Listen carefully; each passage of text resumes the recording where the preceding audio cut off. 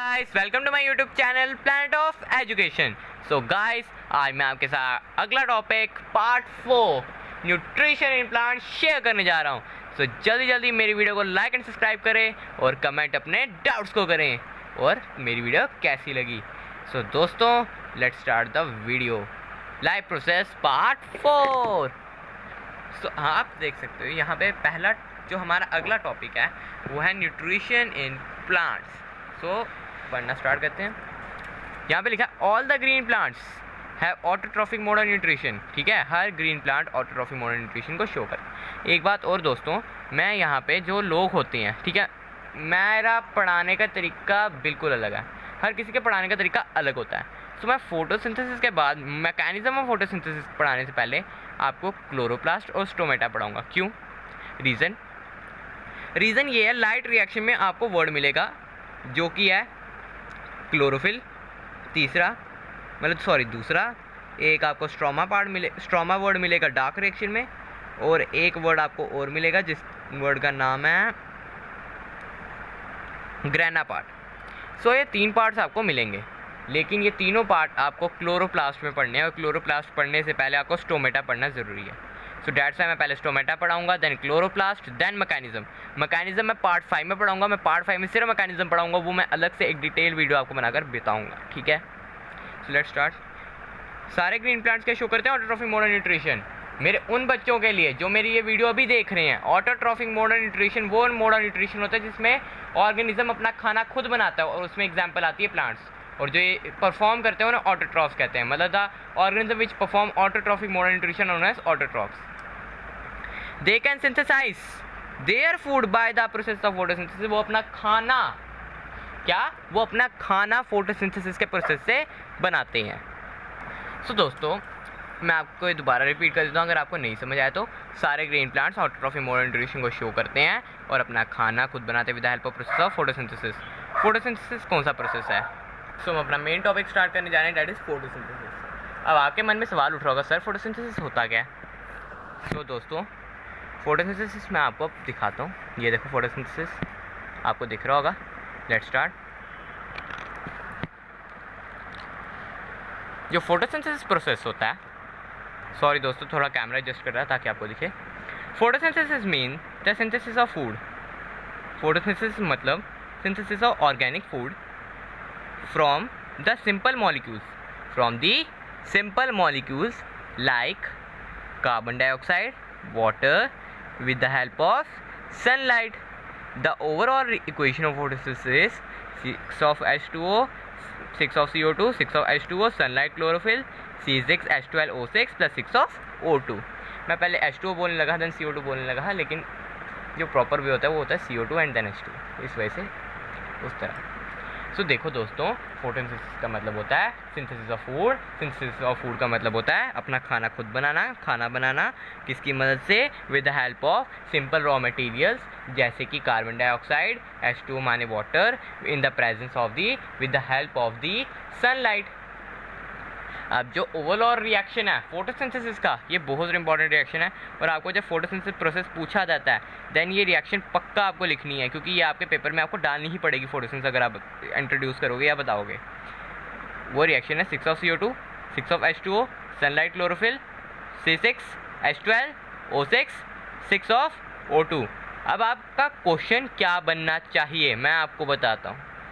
Sir आप क्या ये बता सकते हो कि ये रिएक्शन बैलेंस्ड कैसे है? ये रिएक्शन तो आपको याद करनी पड़ेगी। रिएक्शन बैलेंस कैसे है मैं बता सकता हूँ। कार्बन कितने हैं? 6 ही देख पा रहे हो, 6 कार्बन। ऑक्सीजन कितने हैं? 6 to the 12, 12 ऑक्सीजन। ओके, और यहाँ पे टोटल ऑक्सीजन कितने हैं? 6 और है, मतलब 12 ऑक्सीजन भी, और मतलब यहाँ पे 12 ऑक्सीजन और यहाँ पे 6 ऑक्सीजन है। यहाँ पे कितने दिए? 12 हाइड्रोजन, 6 to the 12, 12 हाइड्रोजन हो गए। अब आगे कितने दिए हैं? 6, तो 6 ऑक्सीजन इधर से कट गए, पूरा 6 H2O यूटिलाइज हो गया। अब क्या बचा? यहाँ पे 12 ऑक्सीजन बचे, और ये देखो ये कितने हैं? 12 ऑक्सीजन है, 6 to the 12। दोस्तों हम आगे कंटिन्यू करते हैं। आगे हमें ये रिएक्शन अगर आपको समझ आ गई है देन अच्छी बात है, क्योंकि ये रिएक्शन बहुत इंपॉर्टेंट है।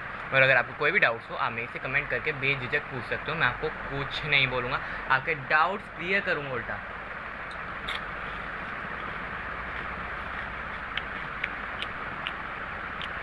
Practical importance of photosynthesis.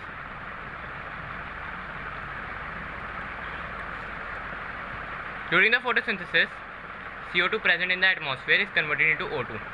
जो CO2 प्रेजेंट है एटमॉस्फेयर में, CO2 मतलब कार्बन डाइऑक्साइड गैस, जो कि मतलब कि एटमॉस्फेयर में प्रेजेंट है, वो किस में कन्वर्ट होती है? Oxygen, O2, by the green plants. The air is purified. अब आप इस चीज़ का मतलब पूछ रहे होंगे, मैं एक्सप्लेन करता हूँ। आप जानते हैं कि मैंने आपको ऊपर पढ़ाया था that the plant need CO2 for making their food and for the survival. Plants की कुछ जनरल नीड्स होती हैं, उन्हीं में से एक है CO2। प्लांट्स को ज़िंदा रहने के लिए CO2 चाहिए एंड अपना खाना प्रिपेयर करने ये उनकी मदद भी करता है। प्लांट जिंदा रहेंगे तभी तो खाना बना पाएंगे। We know that the plant need CO2 for their survival and when they take this CO2 they will use that CO2, ठीक है ना, मतलब कि when they capture that CO2, ठीक है ना, from the atmosphere they will convert it into oxygen. क्या ये CO2 को वो ऑक्सीजन में कन्वर्ट करते हैं। आप यहाँ ऊपर रिएक्शन में देख सकते हो, यहाँ पे CO2 था, यहाँ पे किस में बन के निकला? ऑक्सीजन के एटम, मतलब कि ऑक्सीजन मॉलिक्यूल बन के निकले। तो इसका मतलब जब प्लांट कार्बन डाइऑक्साइड लेता है देन एटमॉस्फेयर में ऑक्सीजन गैस छोड़ता है, जो कि हमारे सर्वाइवल के लिए ज़रूरी होता है। Are you getting my point? आपको मेरा पॉइंट समझ आ रहा है? सो इस तरह एयर प्यूरीफाई भी होती है because CO2 is not good for our health. अगला point, photosynthesis is the only process. Photosynthesis ही एक ऐसा अलौता प्रोसेस है जो कि solar energy, that is the light coming from the sun, जो सन से लाइट आती है, आप जानते हैं ना, उसे सोलर एनर्जी कहते हैं, वो उसको केमिकल एनर्जी में कन्वर्ट कर देती है। तो we got the thing that the photosynthesis is the only process. Photosynthesis ही एक ऐसा अलौता प्रोसेस है जो कि सोलर एनर्जी को केमिकल एनर्जी में कन्वर्ट कर सकती है। Are you getting my point? Say yes if you get my point only, then you say yes. Otherwise comment your doubt. अपना डाउट कमेंट करो। Various requirement of life. हमारी life की बहुत सी ज़रूरतें हैं, खाना, कपड़े, फर्नीचर और मेडिसिन, वेरी इंपॉर्टेंट। अब आप सोच रहे होंगे मिलता कहाँ से, मैं आपको समझाता हूँ। ओके देखो दोस्तों, जो सॉरी पेज उड़ गया है, सो मैं आप पेज को ऊपर कुछ रखता हूँ ताकि उड़े ना बार बार। Sorry for the disturbance. So देखो दोस्तों, जो फोटोसिंथेसिस में जो हमें क्या कहते हैं, तो मैं आपको समझा रहा, फोटोसिंथेसिस की मदद से ही प्लांट्स बड़े होते हैं, ठीक है। फोटोसिंथेसिस करेंगे, जो प्लांट्स बड़े होने वाले हैं, मतलब कि बहुत ज़्यादा बड़े होते हैं, वो ट्रीज़ बनते हैं बहुत ऊंचे ऊंचे, ठीक है, दे विल बिकम ट्रीज। उससे क्या मिलेगी? लकड़ी। लकड़ी से क्या बनाओगे? फर्नीचर। सो एक रिक्वायरमेंट तो पूरी हो गई। दूसरा फूड। प्लांट क्या करेंगे? फोटोसिंथेसिस। फोटोसिंथेसिस से क्या बनाएंगे? फूड। फूड क्या है? हमारी बेसिक ऑफ लाइफ, मतलब कि बेसिक थिंग ऑफ लाइफ। बिना खाने के ज़िंदा रहोगे? नहीं रहोगे। एक और रिक्वायरमेंट पूरी हो गई। क्लोथिंग, कॉटन प्लांट्स, कॉटन के कपड़े, कपड़े पहनते हो ना कॉटन के, एक और ज़रूरत पूरी हो गई। मेडिसिन्स, मेडिसिनल प्लांट्स, एक और ज़रूरत पूरी हो गई। तो क्या पता लगता है हमें इससे? Various requirements like food, clothing, furniture और medicines are fulfilled by the process of photosynthesis only. Okay, तो दोस्तों जैसा मैंने आपको वीडियो के स्टार्टिंग में ही बता दिया था, mechanism of photosynthesis will be in part 5। The part 5 only contains mechanism of photosynthesis. So today we will do stomata. क्या पता मैं पार्ट 5 में आगे भी पढ़ा दूँ, लेकिन अगर आप चाहो, आप कमेंट में बताओ कि मेरे को पार्ट 5 में सिर्फ ये पढ़ाना चाहिए या कुछ और भी साथ में पढ़ाना चाहिए इसके आगे वाला, ठीक है, आप कमेंट करके बताइएगा। So let's move to a next topic of which I am saying about, that is stomata. Stomata क्या होता है? Leaves have very tiny pores. Leaves के अंदर बहुत छोटे छोटे पोर्स होते हैं, ठीक है, आपको दिखेंगे नहीं नेक्ड आई से, बहुत छोटे होते हैं, अभी तो लिखा है टाइनी पोर्स।